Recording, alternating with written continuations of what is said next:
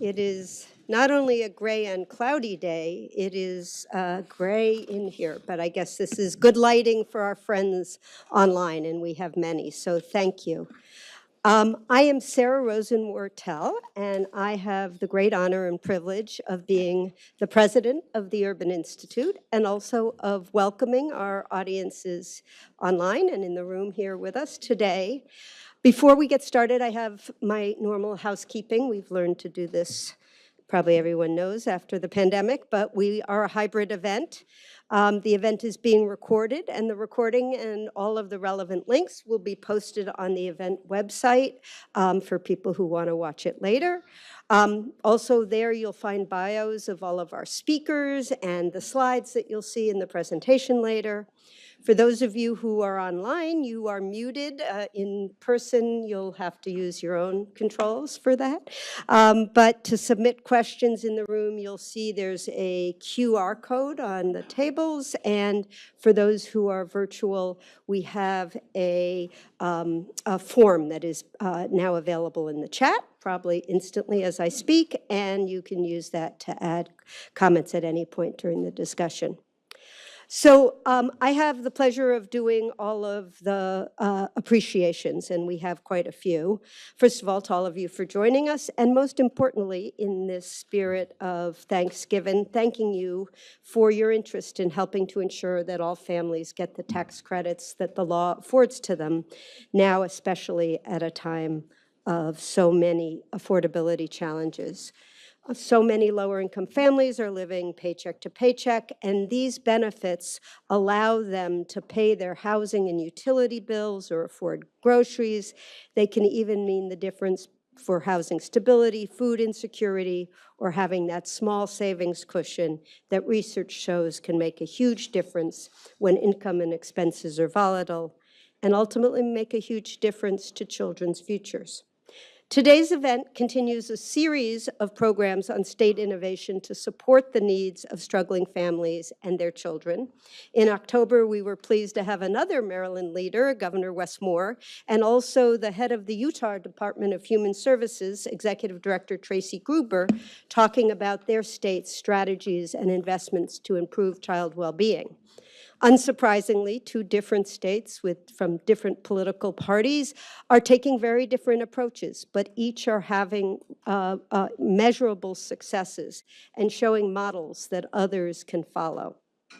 I also want to thank the funders who made the work that Urban was able to do to support Maryland families possible. The Annie E. Casey Foundation, the T. Rowe Price Foundation, the Greater Washington Community Foundation, and the ABLE Foundation.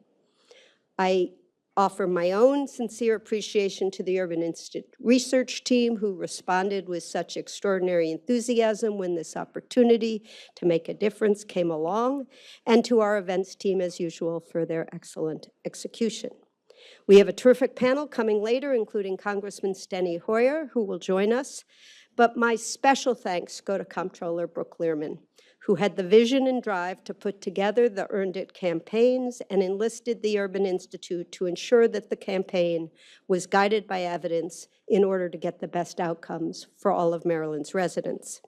Evidence is clear that tax credits like the Earned Income Tax Credit and the Child Tax Credit are some of the most effective anti-poverty tools that we've had ever in the history in this nation. And for that reason, they often enjoy bipartisan support. The success of the federal credits in lifting many out of poverty has also inspired bipartisan efforts at the state level to create and expand their own state-level versions. But claiming these credits can be complicated, and we know that eligible families often fail to collect billions of dollars in both federal and state benefits every year to which they're entitled. At the request of the comptroller, and in order to better connect Maryland residents to the credits to which they are entitled, the Urban Institute for the past year has been doing research to better understand the barriers families face in claiming tax benefits and to put forward strategies for what state and local leaders can do to close uptake gaps. The project is a perfect example of what we like to call research to action. working with the Comptroller of Maryland and other statewide stakeholders, including the Office of Governor Moore and their secretary in the Governor's Office of Children, Carmel Martin, we answered the questions that policymakers were wrestling with and were prepared, as we'll soon hear, to act upon the findings. Maryland's experience in putting this research into action offers a roadmap for leaders across the U.S. to better support their residents to tackle the challenges of affordability.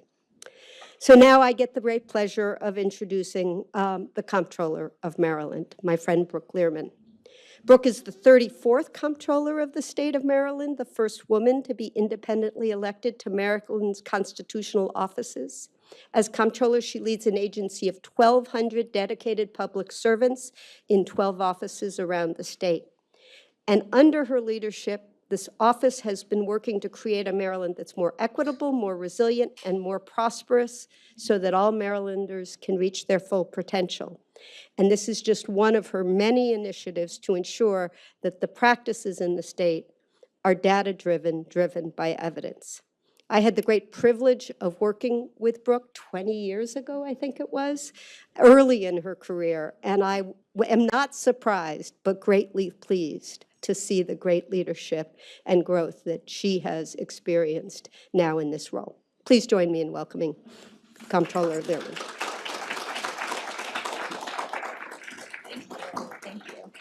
Thank you so much, Sarah. And it is true, 20 years ago, I was a special assistant at the Center for American Progress. I wasn't even a lawyer yet and had the honor of watching Sarah work her magic and work with John Podesta to envision and then put into action an amazing think tank that continues today. So thank you, Sarah, for all of your leadership. It's really been an honor to be able to do this with you and your team. And good afternoon, everybody. It's great to see you all. Thank you for braving the rain, those of you who are here in person. And thank you to all of you. I think we have a couple hundred people online. Thank you to all of you for joining us. It is great to be here once again with the Urban Institute to talk about such an important part of our work as government and community leaders, ensuring the people we serve know about and can take advantage of the programs that we have put in place to support them.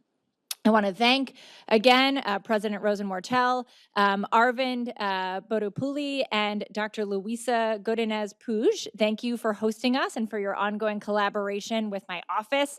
You've been fantastic partners, helping ensure our work in the Comptroller's office and across state government is evidence-based and as impactful as possible for Marylanders. We've got some of our great team here, Danny DePietro, our policy research director, and others. And thank you to all of the foundations that made this partnership possible. Now, when I first took office, I set a new vision for our agency to work in partnership to create a state that's more equitable, more resilient, and more prosperous so that every Marylander can reach their full potential. And that partnership piece is key to everything that we do.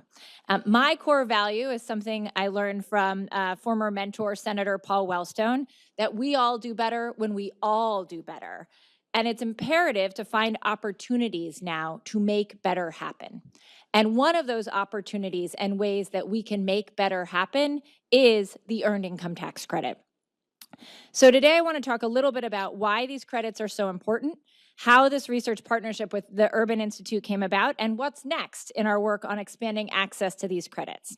So first, when I introduce myself as the Comptroller of Maryland and I explain what my role is, it always comes back to eventually explaining that I am the tax collector for the state of Maryland, and people grimace.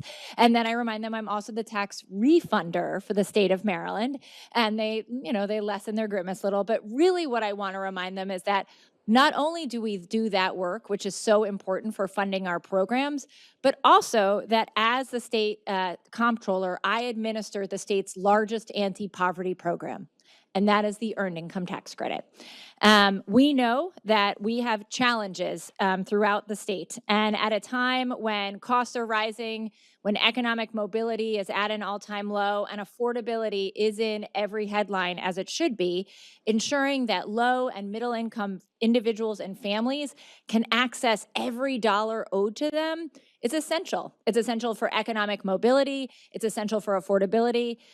Just a few stats I'll share. In Maryland, an estimated 40% of residents do not earn enough to afford basic expenses like utilities, food, and prescriptions, rendering them unable to cover immediate expenses, let alone save.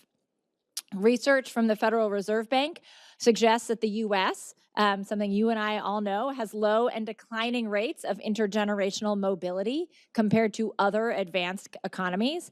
And 33% of Marylanders do not have emergency savings, and the share is lower for Black and Latino households. We have seen how state income tax credits like the EITC, which yielded an average refund of over $1,000 to eligible Marylanders in tax year 2023, how these state income tax credits can change the financial situations of Marylanders across the state. We saw how this credit might help families finally be able to rent in a better neighborhood or buy a used car so they could get to a better job, how it helps college students catch up on student loans and begin saving. It can help single parents afford night classes or community college courses to secure accreditation or a certificate to plan for a stronger future. But we knew that too many people were not accessing these credits. That's why I'm here today. Before I was comptroller, I was a state delegate in the Maryland General Assembly. So I had the honor of working with some of our partners. I know we have a state senator, Shelley Heddleman here today. We have the Cash Campaign and others we worked hard to expand the earned income tax credit in our state because we understood its impact and the potential that it has to pull people out of poverty and provide them with the resources they need to help themselves thrive. But of course, these tax credits only work if people are aware of them and actually claim them. So shortly after I became comptroller, we asked the question, does every eligible Marylander who is owed this credit, do they know about it? Do they know how to claim it? And if not, how can we make sure that they do? The answers we found have brought us today. First, we saw the challenge. We found that in tax season 2023, 97,000 eligible tax filers did not claim the earned income tax credit.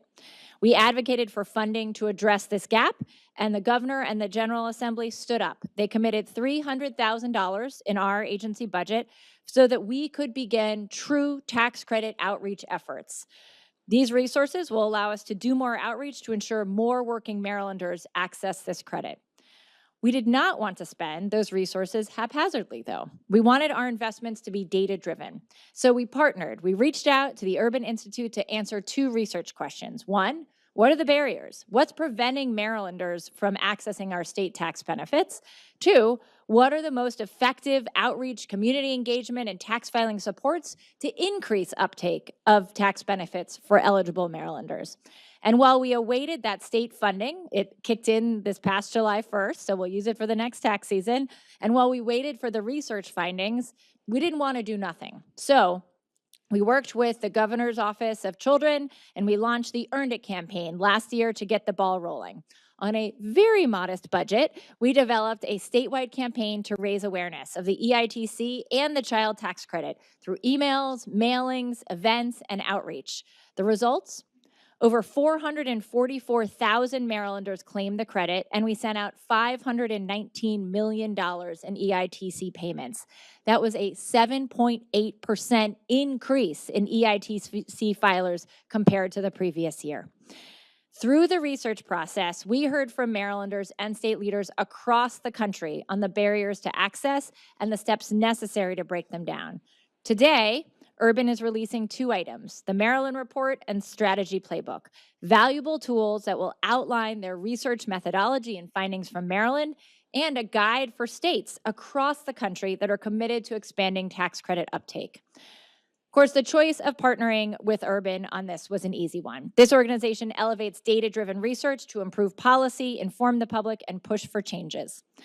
Now, finally, while today marks our collaborative report release, it's really a continuation of our efforts. This year, thanks to that funding from Governor Moore and the Maryland General Assembly, we will expand the Earned It campaign so that we can reach more Marylanders, share more sources, and ensure that these credits reach more of those who have earned them, all based on Urban Institute's research. This work is more than tax policy. It's opening doors, creating opportunities, and truly building a foundation for a more prosperous Maryland. So I'm looking forward to our discussion today on why this credit is so important, what we found to work in the research, and how this work can be replicated across the country. Thank you again to all of you. This is just the beginning, and I'm looking forward to where we go from here. Onwards. Thanks.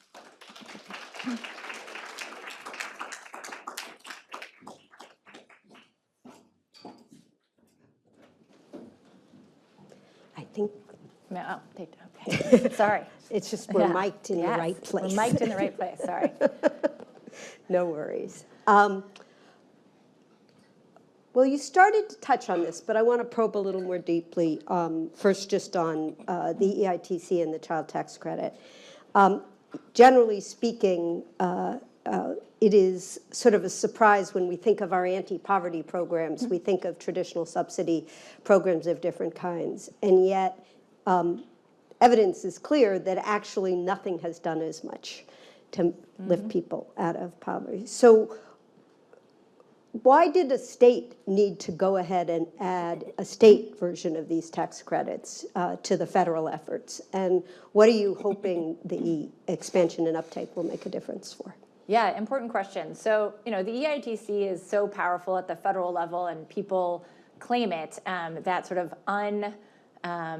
that money that they can use for whatever is coming their way and whatever they need, that we saw at the state level, we could really supplement that. If it's working really well in one place, you want to make sure that you can support that work more and add to it. And it does then have a cumulative effect, right? It helps even more people. But at the state level, too, we are more in control of who can access that credit, right? So in Maryland, our state EITC is very generous. And it also goes, you can have an ITIN, not just a Social Security number. And then it also covers young adults without custodial children. So people who are just starting to make their way, break through. And that's important, I think, because if they get that credit, it can help them be on firmer standing for when they do start families, and it can help them at a time when maybe their financial system and their financial future is so undetermined, but this money can make the difference to which trajectory they take, into middle income or really continuing to struggle. So those two populations we are also able to cover. And I'll say even in Maryland, there are some local jurisdictions that even have local EITCs, right? And this is all because we've seen that when you give people access to this type of money, they spend it on things that they need, right? They are using the money in a way that is helping them to get a down payment, get certification at a community college, whatever. It is helping them be on more secure financial footing, and that supports their families and helps them reach the next level of financial certainty. That's great. We've learned a lot about at the federal level, there are all kinds of people who are kind of missing out on these credits. Yep. And you came in, and one of the first things you were told about was sort of what's authorized and yet what's actually claimed.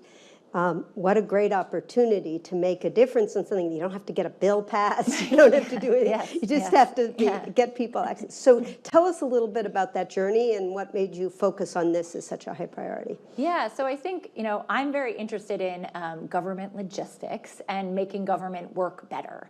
And I was a delegate and enjoyed passing legislation, but I also saw that the reason I passed legislation and the reason I passed bills and fought for bills like the EITC expansion was because I wanted them to help people better their situations.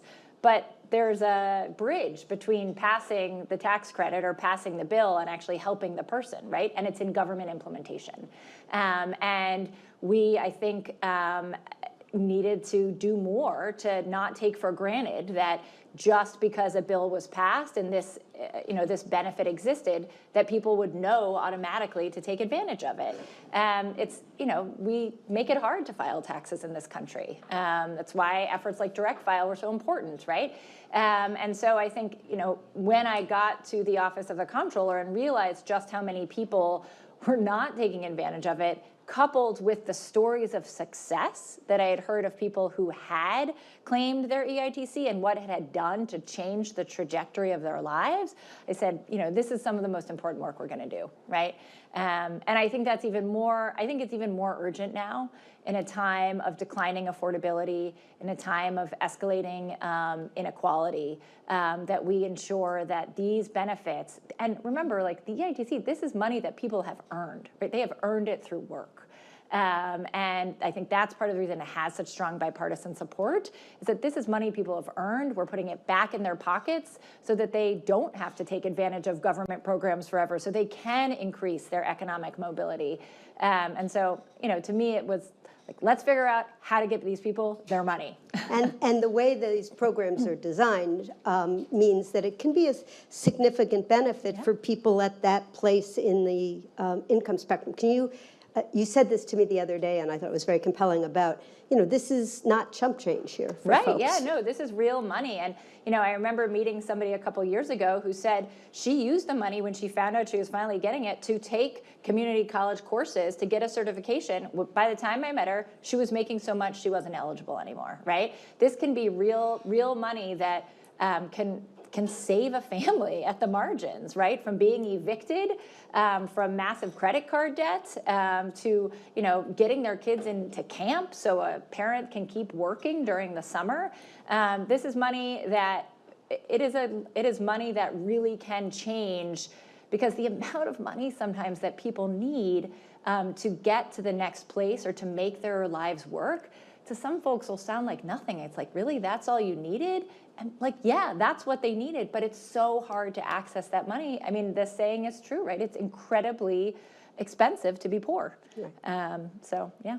And research from my colleagues and many others have talked about just the value of $400 in a savings account helps people smooth out the kind of challenges that they face. Our incomes aren't consistent. Right. Our expenses, when the car needs a new tire, that month you've got to have an extra $300. Right. And if people don't have something in the savings account, that can set off a whole chain of things that make it harder and harder for them to be able to make it thrive. So these dollar amounts, $1,000, $1,100 a month, for depending upon where you are, can be a significant benefit. So you started this campaign even without the resources from the governor, even without sort of guidance from us, and you made real progress. So what are a couple of the things that are already working, and what are you learning about? We're going to hear more from Louisa soon, that the research showed may be helpful, but that you're excited about pursuing.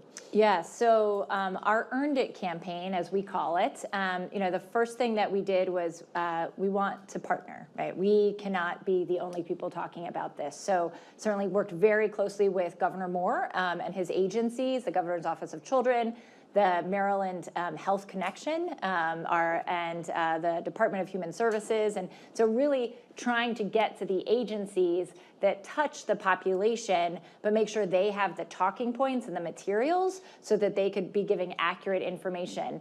And working with our partners. So some of whom will be up on stage here later today, our VITA partners like the Cash Campaign of Maryland, CASA, and others, United Way, so many, around the state, our community action agencies.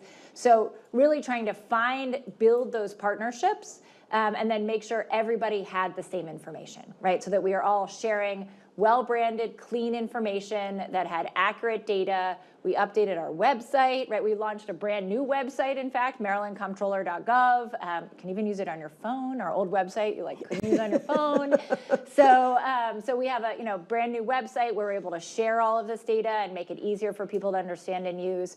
I think some of the things that we learned from the research, and I know Louise will share, but just to give a little preview, is that I think is really interesting is I tend to think of like, oh, you don't want to brand things with government labels. Like people won't, read it. They'll get bored by it. No, actually, people really only believe things with government labels, right? So we have to be really intentional about making materials look official, right? That this is real. You are not being scammed, right? This is a true tax credit that you can claim. Another is sort of less DIY, more like believe the experts. Like this is not, we are sending you to good people to get your taxes done. Coupling the sort of awareness of the EITC with a place to get help is really important. And so we want to do more of that this year. And then finally, as we continue this tax education and outreach, tailoring to more narrow audiences. So thinking through, outreach in Kent County, which is a more rural county, should look different than outreach and materials in Prince George's County, a more urban county, or Baltimore County and Baltimore City, right? I think all of these areas have nuance, and so you want to really be working with them to make materials feel like it's more specific to folks. We were having a great conversation yesterday with a county councilwoman from Prince George's County talking about like, hey, we should do this, but as a Prince George's County focus, say, let's do a, Prince George's County strong branded products around, materials around, make sure you're claiming what you're owed. So I think that thinking through that, yes, we want to have standard materials, but they need to be more narrowly focused and targeted as well. Sort of shorthand way of saying two of the ideas you just expressed. One of them is find people at the teachable moment. Yeah. Right? When people, taxes is something, I bluntly delay until the last possible minute and sometimes past the last possible minute to get things. Then I pay more so I don't owe later and just worry about what it really was. All of us have real emotional issues with taxes. It's hard, it's scary, and if you're a low-income person who fear you might get news that you owe more, that's it's really scary. Yeah. And then the second thing is who are the trusted messengers, whether it is government or it's a community-based partner who has credibility in their place. I think the research findings in some ways embody those two messages for all of us. And we sort of know it, but it's really important to hear it validated, that it can make a difference. Already your efforts increased uptake almost 8% in the state. That's serious opportunity to provide real benefits. It'd be nice to expect an upward trend, but there's some challenges that you're going to be seeing this year in particular. Yes. The IRS has seen significant leadership turnover. I think we're on our third commissioner. I think he's now called a CEO. So far this year in turnover. There's been a lot of anxiety created in the public around data sharing information between ICE and the IRS that may deter people wanting to participate in some of these systems. We've also gotten the confirmation that the direct file that the IRS was using, which allowed people to file their taxes for free, won't be available this year. Can you talk a little bit about how some of this atmosphere and environment is going to make your work harder? And what's your ambition, hope to be able to kind of make progress despite it? Yeah, no, we are in a really challenging time in many aspects of our nation, but certainly tax filing and getting people money that's owed to them is caught up in that as well. Direct file was fantastic. Do you want to just tell for the three people who don't know what it is? I won't assume. Direct file was the federal government's, it was free online tax filing system for state and federal. So, right now, you can file for free at the state level in Maryland. We have a program called iFile, but it's just your state taxes. Direct file was a very easy to use, streamlined program championed and started by the IRS and championed by Steny Hoyer and others who worked long and hard to get legislation on it passed, that it would, that they partnered with certain states. We were one of those initial states. to be able to offer it as a product to a certain, you had to have relatively simple income tax to file. And before it was passed, there are all these findings. It took the average American $270 and 13 hours to file their tax returns, right? Something that we require people to do. So direct file was a real game changer for many Americans and certainly thousands of Marylanders. And so the loss of direct file is a big hit. It's a big hit for making government work better, frankly. And so what I do think it showed, though, is that if we create the systems, people will use them. So if we create better and more streamlined and easier to use systems, people will come to them, they will use them, they will file through them, and so people really are hungry for that. And so, it's my hope that in the next couple years, we will be able to develop a very streamlined iFile system. We won't be able to do it this year because right now we're moving all of our tax into a brand new back-end system. We're in COBOL right now. So we're modernizing on the back end this year, but my hope is by the end of 2026, we will have a new streamlined iFile system that folks will find much more intuitive, much easier, and so we'll need to rely less on on VITA preparers, and we'll have more confidence in the work that they're doing. So at the same time that direct file is ending, there's headlines in the news about data sharing between the IRS and Department of Homeland Security, which of course, if you are somebody, if you are undocumented, if you're filing with an ITIN, even if you're not undocumented maybe, but you are not a citizen, you may be wary about filing a tax return. And so that, of course, presents new and important challenges to folks actually accessing the money that's theirs. I do feel very strongly that this is their money, and we are sort of creating barriers to them accessing it when we do things like this, which I am sort of find so reprehensible as a government is not being of service and of use to people then. So certainly there are huge challenges. On the other hand, in Maryland, we are doing our best working with folks like the Cash Campaign, with CASA, with others. We have really strong partnerships. We have a supportive governor, a supportive state house, and General Assembly who really want to make sure that people can get what's theirs. And so we will, in government, in Maryland's government, all be singing the same tune of file gets what is owed to you. We will help you. We are trying to find resources to help you. And I think that shared message from the state leadership I hope will be important to all of those who are considering whether and how to file this year. We talk all the time about how AI or other technologies are going to be able to help so many processes become more efficient, more user-friendly. One of the great areas of potential, seems to me, is all kinds of public benefits, helping people learn what they're eligible for and what is owed to them. Another of those messages, not only embracing technology, but is the messaging you've chosen around it. You talk about this as earned it. If you were in a room, and I know you go to these conferences, a lot of your fellow state tax administrators, what lessons from Maryland do you think that others can take for this kind of effort? I think, one lesson is that this doesn't have to break the bank, right? We all are operating on very thin margins as revenue agencies across the country, but this kind of program does not need to be prohibitively expensive, right? With just a relatively modest amount of funding last year, which was just out of the budget that we had, through simply partnering with many other agencies and many nonprofits and using social media, we were able to really see an uptick and get the message out more. And so I do think that that is an important message, that even in a financially constrained environment, you can make a difference and you can make a dent. And you can help make sure that those who are the tip of the spear out there working with individuals have the materials they need to do the education, even if you as the state tax agency can't do all of it. So I think it doesn't have to break the bank. Partnerships are essential. We're different in Maryland. Like most revenue administrators are appointed by their governor. I'm independently elected, so we're very different.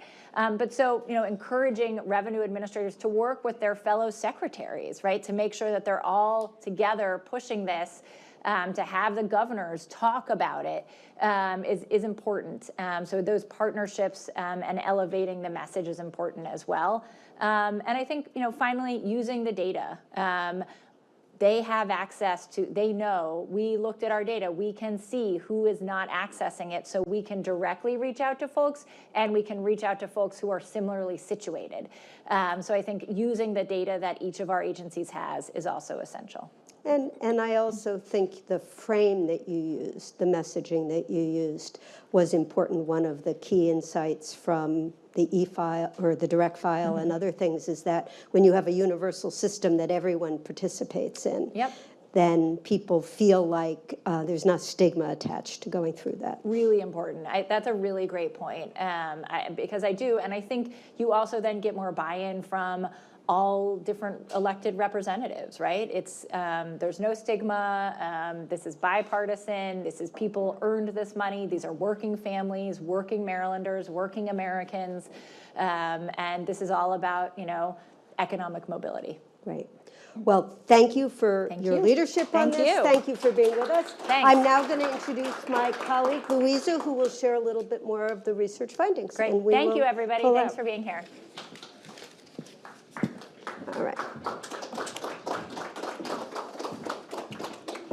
I'm going to take this off. Great. Go ahead. Hello, everyone. My name is Luisa Godinez Puch, and I'm the co-PI of this project with my colleague Aravind Bodupalli. And I want to start by situating ourselves into the realities of many American families today. 52% of people in American families don't have the resources to cover what it really costs to live securely. And in fact, all of us have felt how prices have gone up in Maryland and elsewhere in the United States. I want you to take a moment to imagine a family of 3. They live in Maryland. And if they are eligible for the federal EITC and the Maryland EITC, it means they are struggling to pay the very expenses I showed in the screen before. In fact, they are likely not even able to pay childcare for Sophia here. But if they are eligible, they could also get up to $4,000 for the federal and $2,000 for the Maryland EITC. That is about $6,000, or 5 months of groceries, 3 months of rent, a year of health care. So this is not nothing. Credits are incredibly important tools for alleviating financial struggles that families like David, Lisa, and Sophia are having in this moment. But we know that 1 in 5 in Maryland, which is very similar to other states, are missing out. And that is the context that motivated this research project. This partnership was designed as a research to action project. Today, I will focus on the policy implementations we collected, but I want to briefly touch on the structure of a research report as well to give you an idea of what motivated our evidence-based recommendations. This was a 3 phases of work research project, which included 19 stakeholder interviews, tax data analysis, and focus groups with 52 underserved residents in partnership with local community organizations. What was most interesting and exciting for us was that this research is informing the Comptroller of Maryland's evidence-based outreach programs for this tax season. You can find all of our publications in this QR code, including the 2 ones that came out today. But as I mentioned, I do want to spend most of my time talking about what we published this morning, the strategy playbook. This strategy playbook it presents 7 strategies and examples of in-practice applications of these strategies. We also have a worksheet at the very end that helps different leaders in the US, whether they are government leaders or nonprofit leaders that are thinking about the design, implementation, and tax service provision of taxes and tax credits, to have impact, long-term impact. These 7 strategies, as you will maybe notice just looking at them in the screen right now, some require long-term investments, some are more short-term investments, some are easier to implement, some a little more complicated or complex.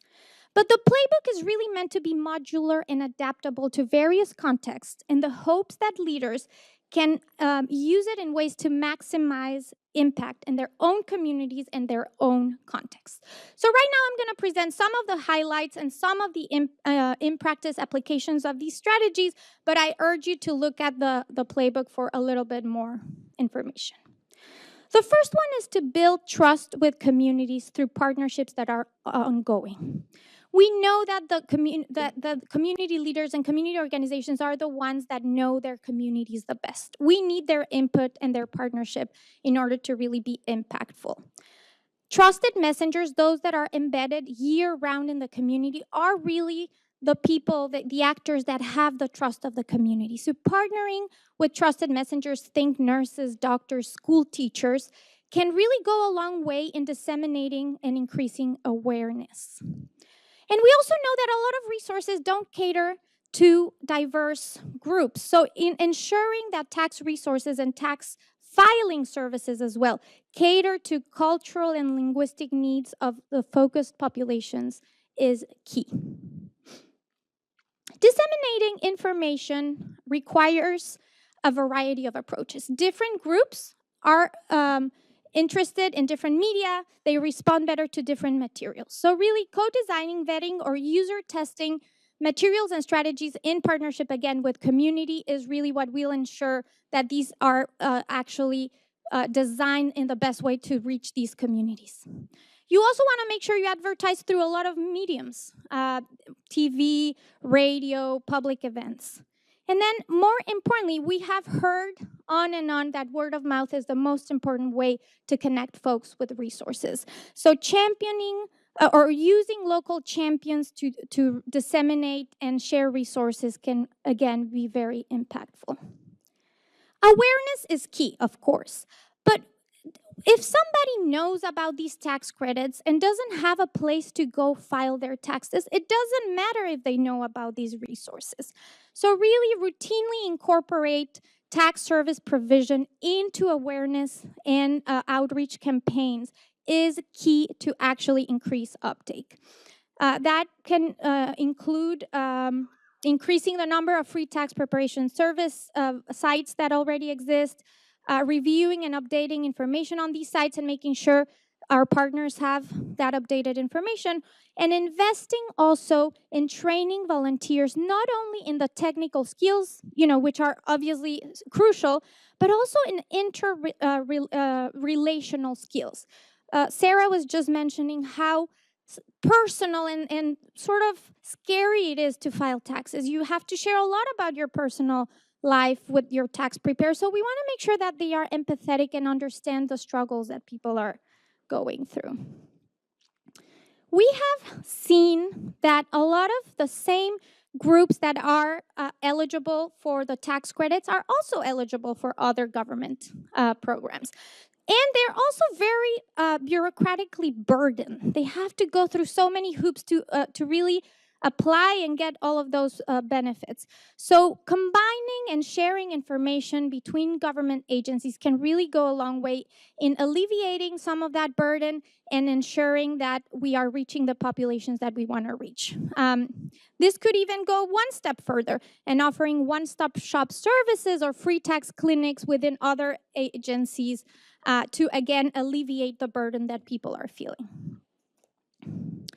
We also want to empower residents through education. We heard on and on that people want to know more about the tax system. How many people here in this room do their own taxes or enjoy doing their own taxes? Maybe I see a couple of people from TPC.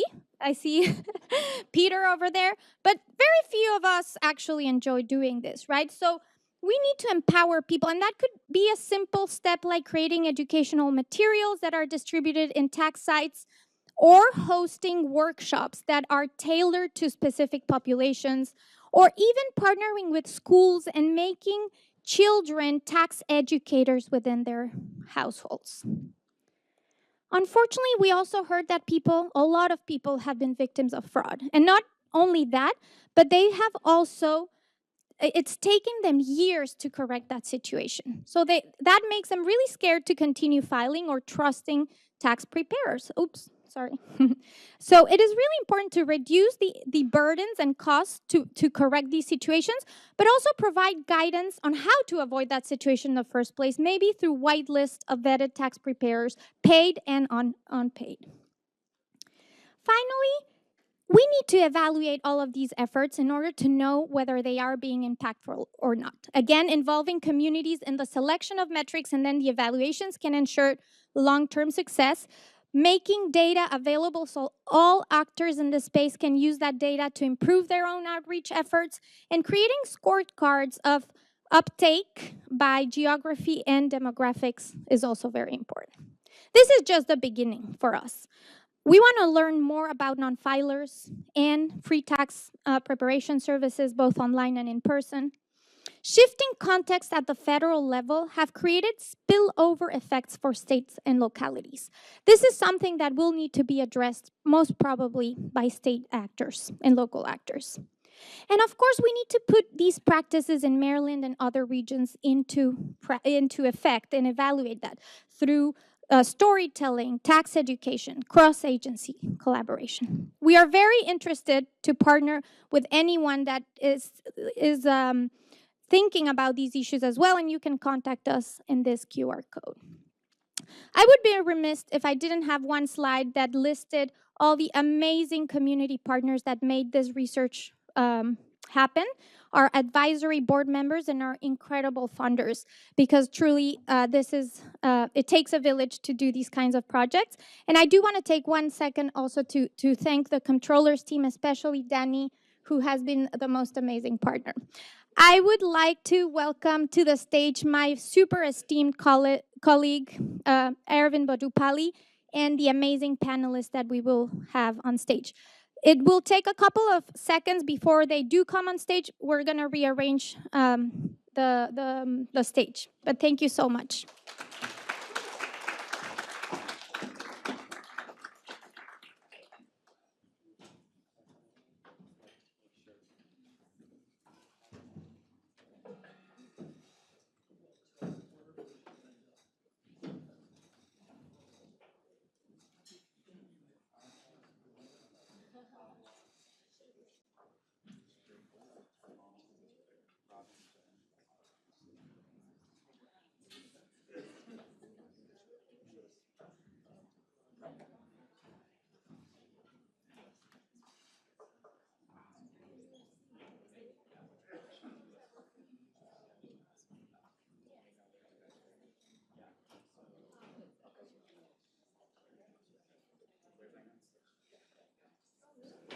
Which order? I'm on the far end. You're next to me. Good deal.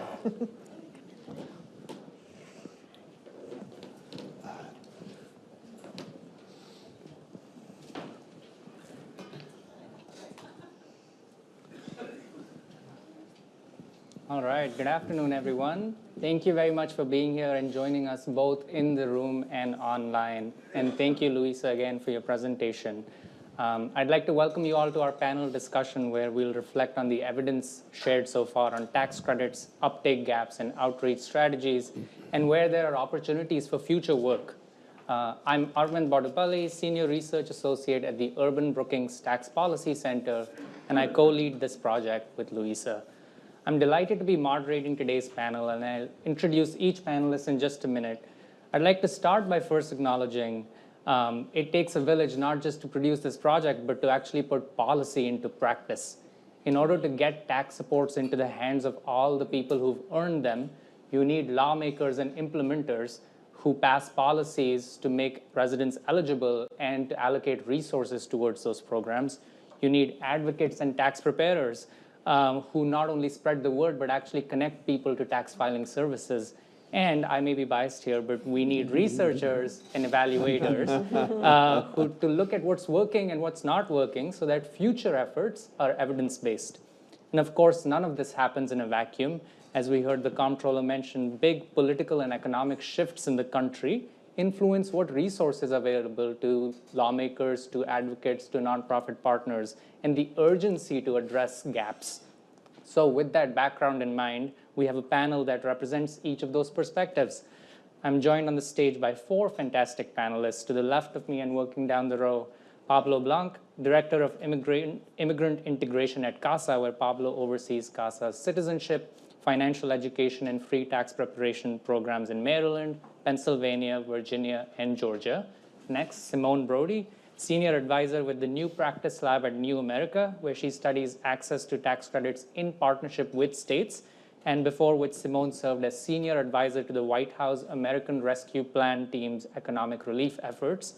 Next to Simone, we have Robin McKinney, who's the co-founder and CEO of Cash Campaign of Maryland, a nonprofit organization that improves the financial security of low to moderate income Marylanders through tax filing, financial education, and advocacy.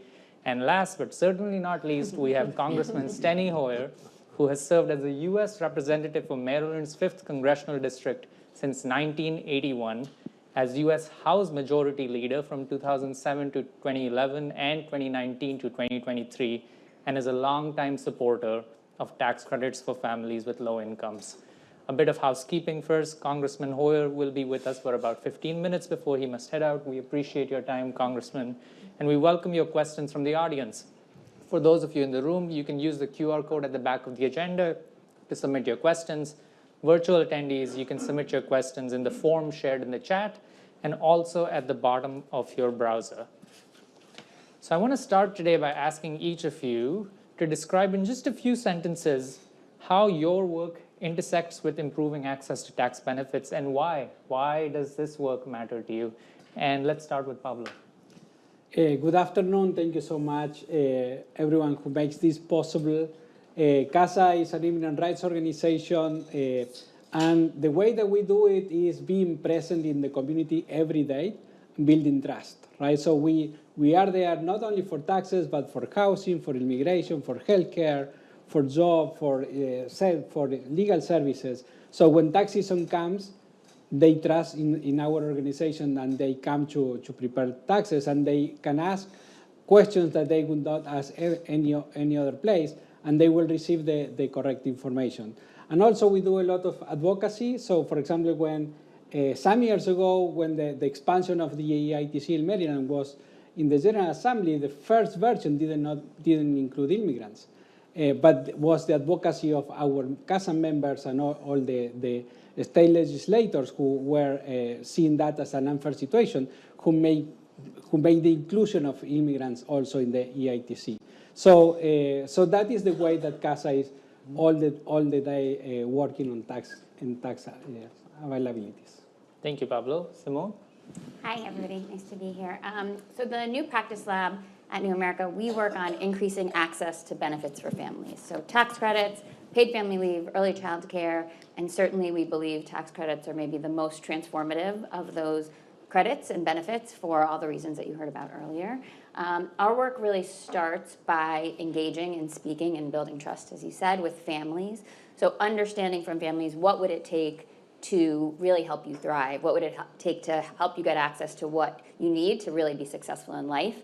And we use that to ground our policy and implementation work. And so we work with state, federal government, both on developing policies like child tax credit, earned income tax credit, and then to inform the implementation. Often sort of policy gets created and then we try to implement. And so we really try to create a feedback loop to use the implementation of those policies, what is working and isn't working around tax credit access, to inform future credits and credit policies so that people are creating policies that really reach the families that need it most. Thank you, Simone. Robin? I am a social worker that loves taxes. Talk about a weirdo. Cash Campaign is a statewide nonprofit. We work in 19 out of the 24 jurisdictions with Pablo and other great organizations. So, we do the work ourselves. We coordinate it across the state, over 22,000 tax returns every single year. We live and breathe it. We never stop doing taxes. We go throughout the whole year. We run a back tax program because lots of people have compliance problems that have come up and they don't know where to go. And so I love that we are the first line of defense for that transaction. But what hooked me, and we do financial education coaching and all, if it's got to do with money, we're up in it, as well as the advocacy space. But for me, it's personal. I grew up in a low-income family that had just a lot of ups and downs in Delaware. And there were times that we were eligible for the earned income tax credit. And those times when we were dipping, right, that EITC gave my parents the ability to breathe. I had a brother with disabilities, and not to age myself, but I was not that old when the credit was first created. When those times that we got the EITC meant my parents had breathing room. It meant that we could pay the bills a little easier. Food came a little easier. Rent was paid on time, and just the stress in the house. There was a collective whew. And so for me, what sold me when I did my first tax return, this is our 25th year of doing taxes, I can't believe it. When I was doing, my first year as a Vita tax preparer, which is frozen hands, frozen terrified face, do I remember all of my training? I remember walking somebody through their tax return at the end to, tell them why they were getting a refund, how much. And the person said to me, 65-year-old gentleman in Baltimore City, said, I've been doing my taxes for over 40 years. No one's ever sat down and explained it to me. This is the first year, and I said, I'm hooked. That's why it matters. Yeah. Congressman Hoyer. Thank you very much. I've been involved with taxes for 68 years. It's been a minute. Paying them. Yeah. I am pleased to be here at the Urban Institute. Thank you, Sarah, for all you do. I apologize because I'm going to say a few words and I'm going to have to leave because we just had votes. That you can't always count on the time when you're going to vote. My job is to adopt policy that I believe is good for the citizens of our country and the citizens of my constituency, obviously. Their job is to implement what I do. And if they don't implement it, it doesn't get done. If we don't facilitate people knowing what the policy is, it doesn't get done. The purpose for which I vote does not get accomplished. And I have a theory of why that does not happen, and it's called the yo-yo theory. And the yo-yo theory is a very simple one, which I think, frankly, is the major premise and policy of the party that I'm not in. You're on your own. Yo-yo.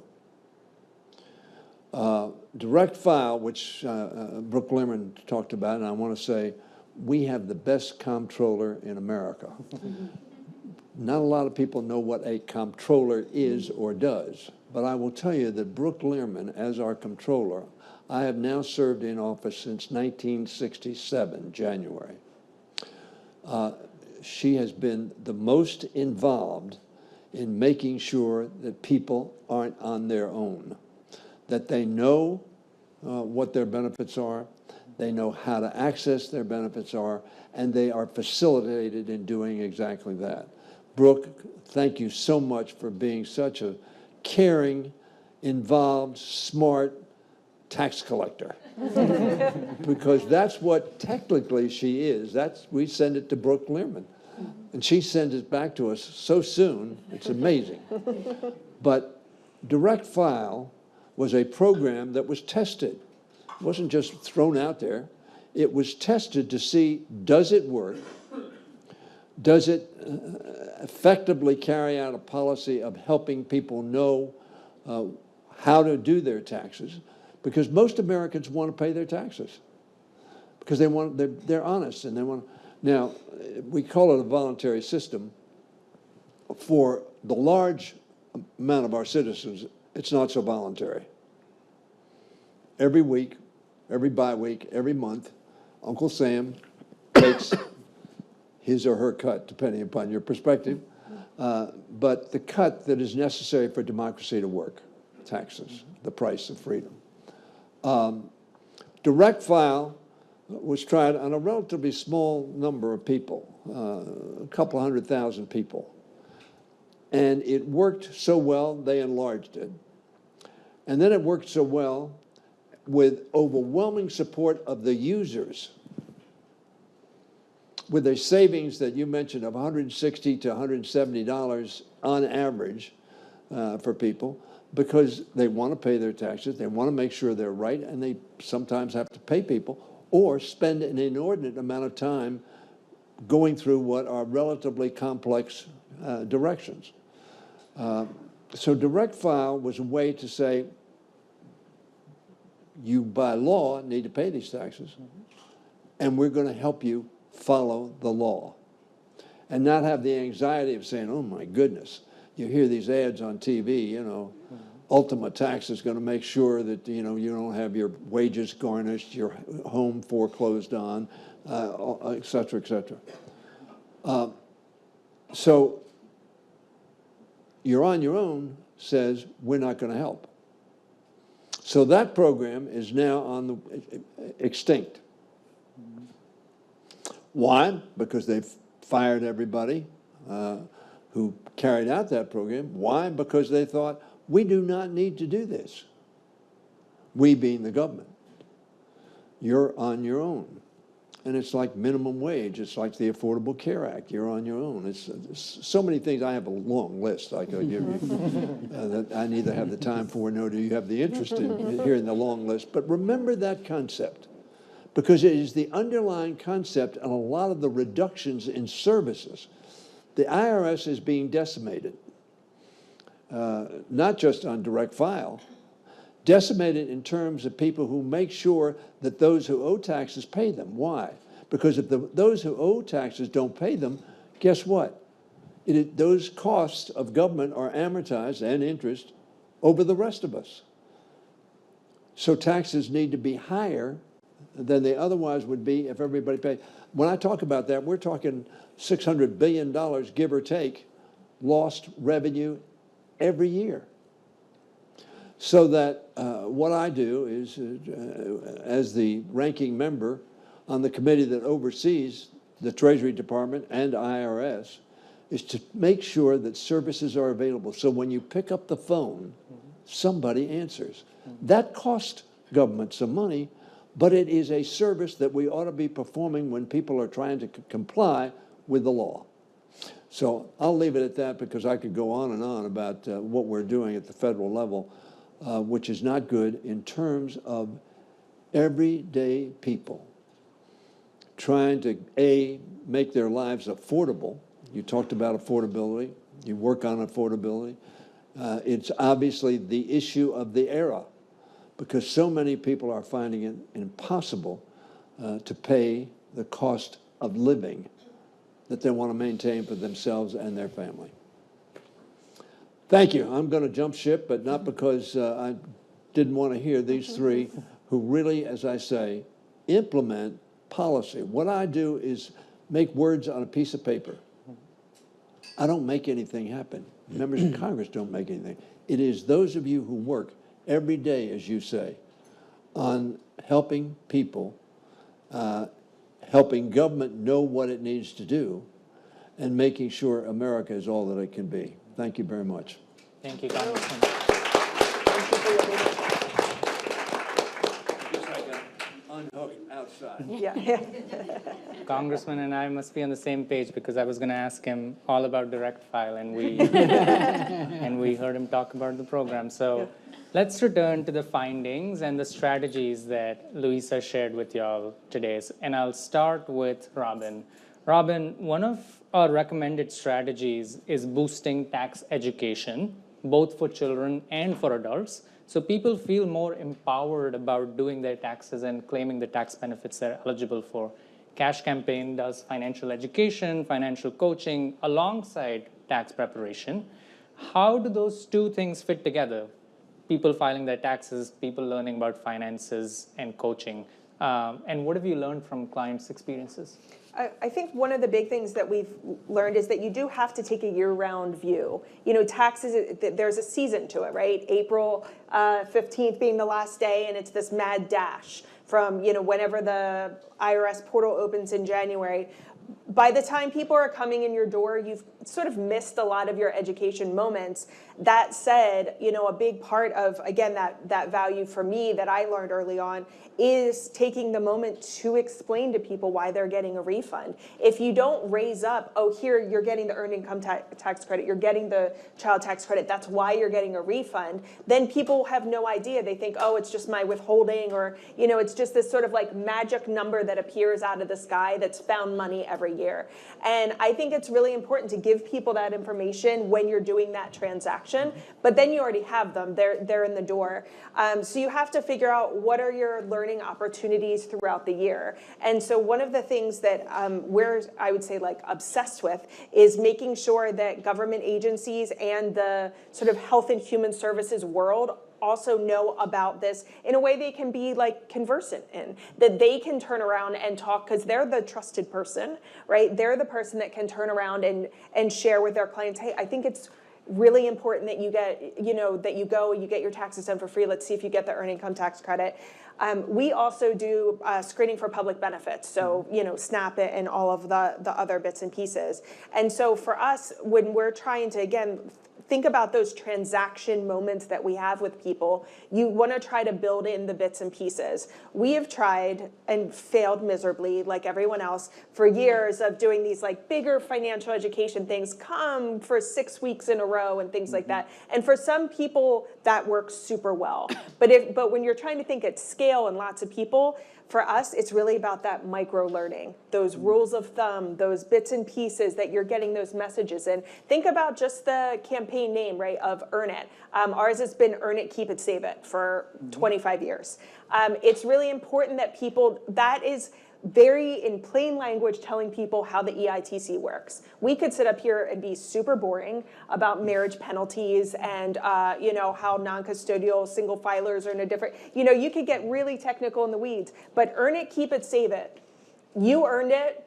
Keep it by going, you know, you earned it, so through your paycheck, by working, you keep it every dollar by going to get your taxes done for free, save some of it so you have it for the future. That, you know, breaking things down into those bite-sized rules of thumb, micro learnings has just been really important for us. And again, thinking about over the timeline, not just putting everything on tax season. Yeah, thank you. And I think one thing you're highlighting, Robin, as well, it's about taxes and also about non-taxes, but when you get people through the door, it's an opportunity to talk about their financial well-being, not just their 1040 form. Pablo, let's turn to you to talk about immigrant communities in particular. We know that immigrant communities face unique challenges in claiming some of the tax benefits that they've earned, and we heard the comptroller mention ITIN filers, or individual taxpayer identification number filers, of which many, but not all, are undocumented immigrants. They comprise a significant share of folks who are missing out on the Maryland tax credit too. So can you elaborate on a couple of those challenges, both in terms of accessing information and accessing services? Sure. It's not only immigrants who have an ITIN. I think that every immigrant feels under attack right now, and somehow with fears, right? So, for example, with the project that the ICE and the IRS have to share data about taxpayers, that has been challenged in court, and we have 10 days ago, we have a DC judge ordering the IRS saying that is unlawful. You should not share information, taxpayers' information with ICE, at least in the way that you have done it. And now we'll see what is the consequence of that, how the judiciary process continue. But this was a big issue last tax season, when many taxpayers were afraid of filing their own taxes. And because of that, not being able to claim their tax benefits, right? So fortunately, the immigrant community is very resilient. And after discussing with experts, they file taxes because they understood what was the importance of filing taxes. And also because for immigrants, paying taxes is belonging, is being part of the community that they are now, right? So they want to pay taxes when things are not that difficult. Also, for example, the discussion about many years ago about the public charge create a lot of confusion about what if a cash benefit that will create problems to me, what are the problems, what others I will have access to without creating a problem. So that creates a lot of chilling effect in the community, and that is what is very important, as the comptroller was saying, that the government itself is the one saying you are safe, right? So you are safe, you can claim taxes, you pay taxes in Maryland and claim your tax benefits because you are safe, that is what you have to do. And it's very important that that comes to the government, also from organizations such as ours that are all the time with them and they trust on us, right? So unfortunately, many times the media, social media creates a lot of confusion and is very costly and very energy costly to combat that, but that is very, very important to do that work with the community so they understand. And also it's very important that the message is multicultural and multilingual, right? So not always is language, there is also cultural issues. So it's very important. In many countries, they don't have an income tax, and so they don't know. When those taxpayers come to the US, they don't know what the income tax is and what they have to pay income tax because they have not been exposed to that before, right? So there are multicultural issues that are very important to address, not only also multilingual issues. Thank you, Pablo. Simone, you've done a lot of work on tax filing, tax benefits delivery, administrative burdens people face in other states like Colorado and Illinois. Can you reflect on how the findings in Maryland that we see compare with what you've learned in those other states? Yeah, I think it's quite similar. We actually did a survey earlier this year of non and intermittent filers, and kind of to Luisa and other people's points, what we found was certainly there are a set of folks who don't know about these credits or don't know that they're eligible, but actually the biggest barrier, over 50% of people said they're not accessing these credits because they don't have the documentation to file. 40% of people said they're afraid of making a mistake. And in the qualitative feedback, people said things like, we fear going to jail if we make a mistake on our taxes. Other things, people don't have the money to actually pay a preparer, they're nervous about what they're gonna owe, et cetera. And so certainly awareness, and this is true kind of across the country, certainly awareness is a big part of it, but as we think about kind of holistic interventions, direct file being one opportunity, really we have to think about how are you addressing multiple of the barriers people are facing to really help them get over that hump. And so Colorado, I think, is a great example. They passed a law last year kind of mandating that they do outreach to 100,000 families who are missing out on credits. And they really geniusly this year came up with an intervention that is leveraging a process that they have always used to identify folks that are underpaying taxes. So they have an analytic process where they find people that they believe owe them money and they send them an invoice. And they just flipped that process on its head and are using that process now to identify people that the state owes money to. And so that is largely people who filed either federally and at the state level, but made an error and so are owed money. And they just have launched this, and the results are going to come out soon. But what we are finding is, not surprisingly, when you send somebody a letter from the Department of Revenue saying, we know you are owed this money, the response rates are very high, actually. People take that letter, they go to a website in 3 minutes. It took on average under 4 minutes for people to take that documentation, go online, and file their taxes and get a refund. And so, and that intervention and that innovation really comes from within government, within the folks that are doing this work. I think thinking about how you build enthusiasm for the teams doing this work to come up with creative solutions has, to the point around lack of capacity, lack of resources, how we kind of harness existing resources to do that work is really exciting. And so we are seeing actually a lot of demand across states that are interested in doing this and have been doing outreach work, and not a lot of capacity. And so how we become creative about that, I think, is going to be exciting.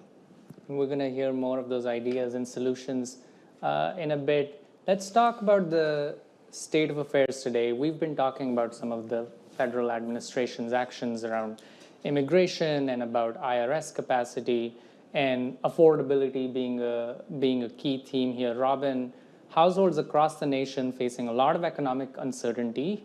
Tools like the CTC and EITC become even more important, right? And we've seen the IRS is also phasing out paper tax refund checks and generally seeing massive staff reductions. As the congressman was saying, just having someone on the other line of the phone and not waiting hours to talk to can make such a big difference. All of those reduced capacities might shift responsibilities to organizations like yours that service taxpayers. What are some ways that government leaders, as well as our wide-ranging audience that's tuning in today, can support organizations like yours and your efforts to service more people? Well, Pablo and I are the community compliance arm, basically for the IRS right now, given all the cuts. I mean, a few ways. It's hashtag Given Tuesday, right? So, your time, your talents, and your treasures are really what are needed.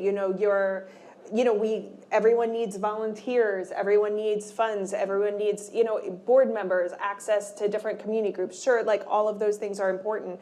I think, what I've been doing this now since somehow 2001, which I still can't believe. And in this space. And the acceleration that I've seen through the leadership of Comptroller Lierman and her staff is that government gets you to scale faster, higher quality, frankly, and just that consistency. We are in 19 out of the 24 counties. We started with we started with 3 people eating pierogies. It's a Mean Bean in Fells Point, in Baltimore City, and then grew to like 5 people sitting in a room, and it's great. Yes, we serve 22,000 people. There's 444,000 people getting the EITC in Maryland. If we're going to get to scale, we need the government solution there. And look, this has been a rough year. And I beat cancer this year, and you know what I'm saying? That's a applause moment. And the resilience of us to say, yeah, there's some bad stuff happening. There's still good work to be done. And we're not backing down. We're not stopping. And so what we really need is linked arms. Get us into the rooms that we can't get into ourselves and find those opportunities for scales, that cross-agency collaboration. We work with a lot of those groups too, but until Comptroller Lierman came in, it was us, the tiny little cash campaign. I literally would go to the Department of Labor every year and say, hey, can you put this stuffer in everyone that gets unemployment? And we're talking about hundreds of thousands of people, depending on the economy. And they said, absolutely, we'll do it. Can you pay for it and deliver it to our office? It costs $3,000. The comptroller's doing that now, by the way. But it's things like that where there's only so much leverage that outside entities can do, and so help us make those connections with and employers. Oh my gosh. Employers, for some reason, so cranky about letting people know about the earned income tax credit, and it's a raise that they don't have to pay for. And I think, again, people in this room, people online, reach out to your people in corporate America and say, no, this is a raise you don't have to pay for. Help us to get the word out about it.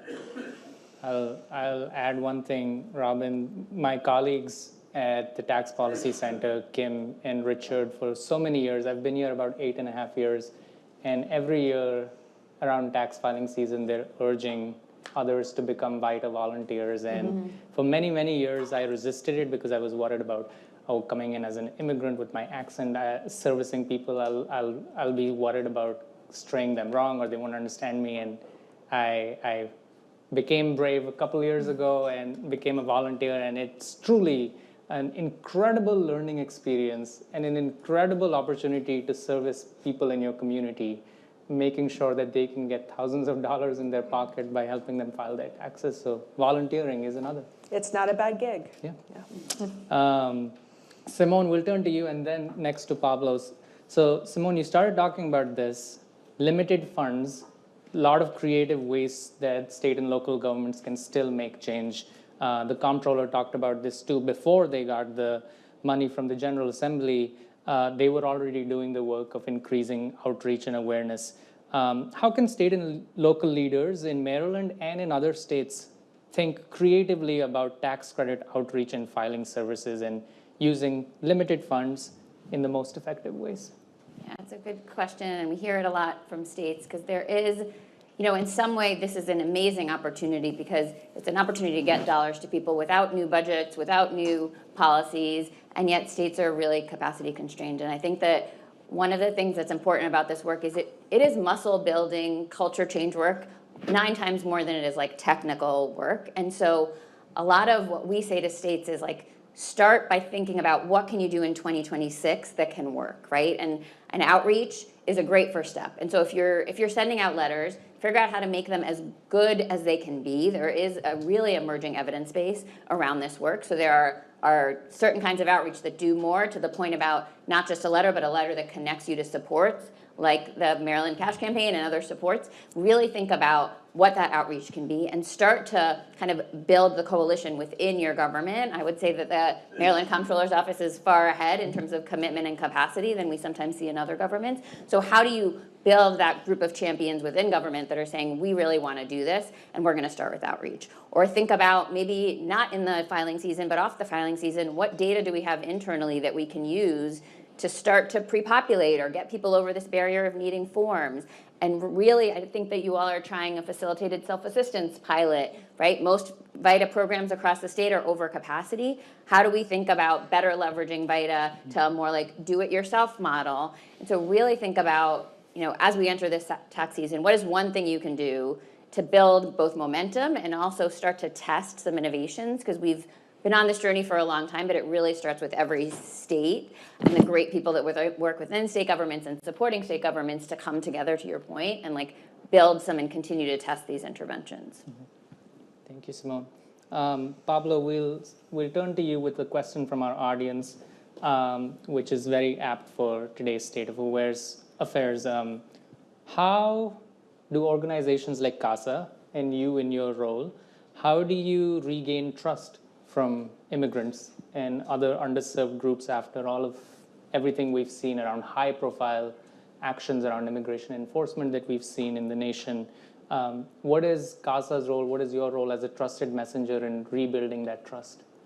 Well, I don't think that we need to regain the trust, right? So we have the trust of the community because we are the community. Mm-hmm. So we work with them, as I said, every day in many issues, not only taxes, housing, immigration, etc. So being there for the real issues that they have and working with them to resolve those issues, mm-hmm. and to advocate many times when you cannot resolve them, to advocate and to include them in the advocacy, so they become actors of their own lives as well. So I think that is the key, is working with them all the time.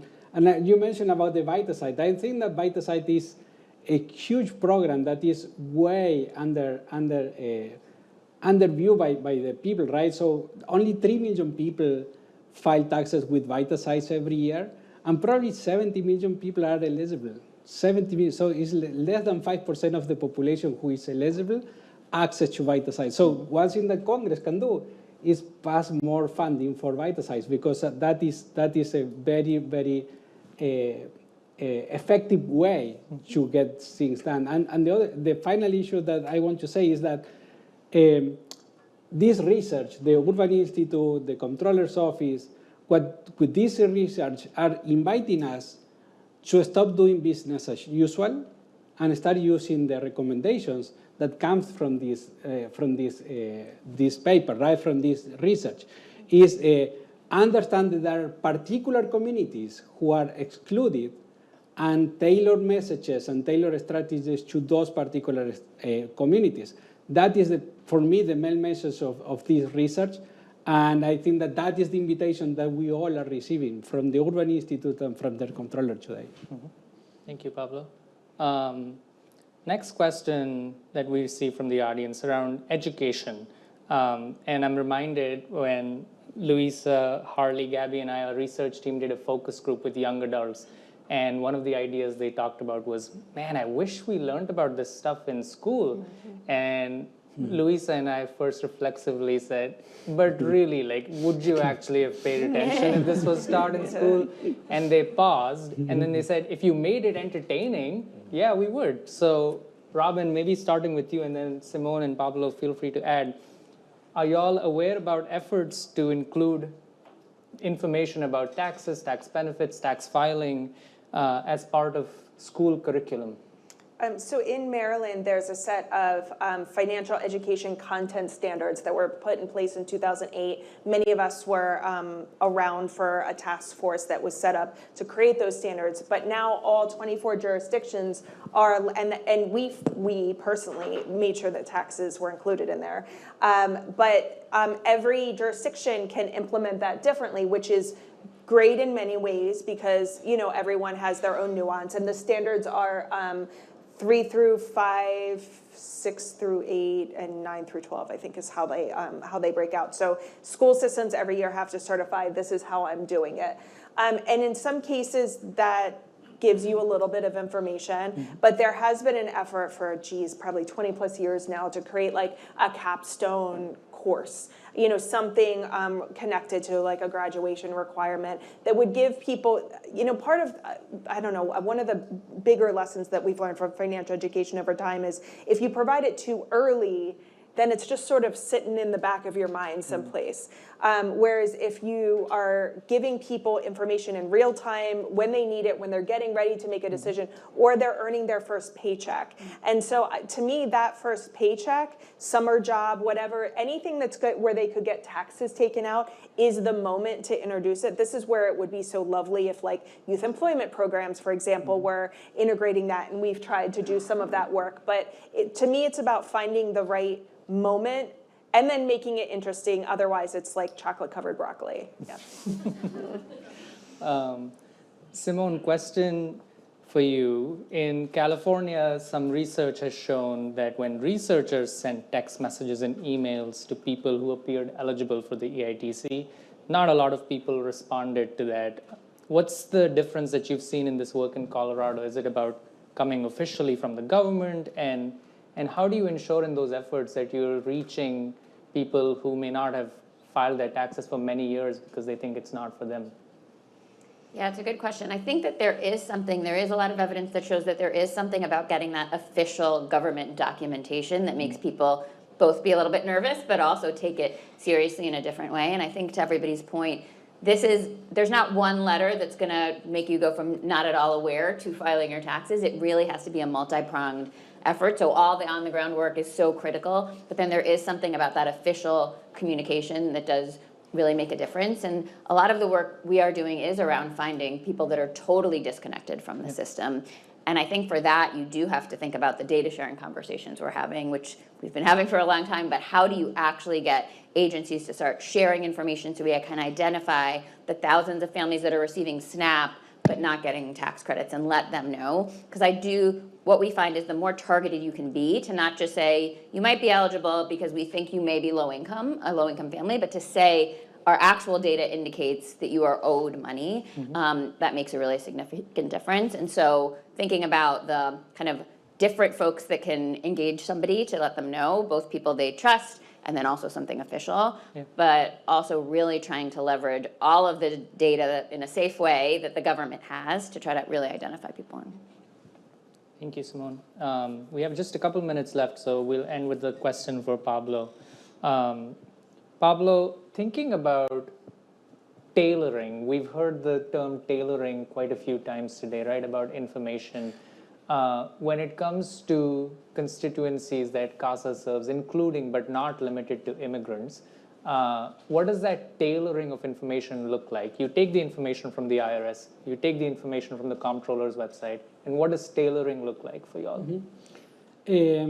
Yeah, so I think that not everyone needs to understand the technicalities of it's the concept of the black box, right? So not everyone needs to know what happened inside the black box, but they want their tax done, right? So is reducing the amount of information to what they really need to know about what are the rights, what are their obligations, and what are the next steps. Many times you give the tax return to someone, to a taxpayers, and you say, okay, you need to pay $200. This is the ticket. You send this to the IRS, and they come back 3-4 months later and say, what did I need to do? So spending more time in the next step is also very important. Not trying to explain to the technical level why they think to do things in that way, but what they need to do. Thank you, Pablo. And we received a lot of other questions, but we're running short on time, so I think that'll be an excellent place to end our conversation today.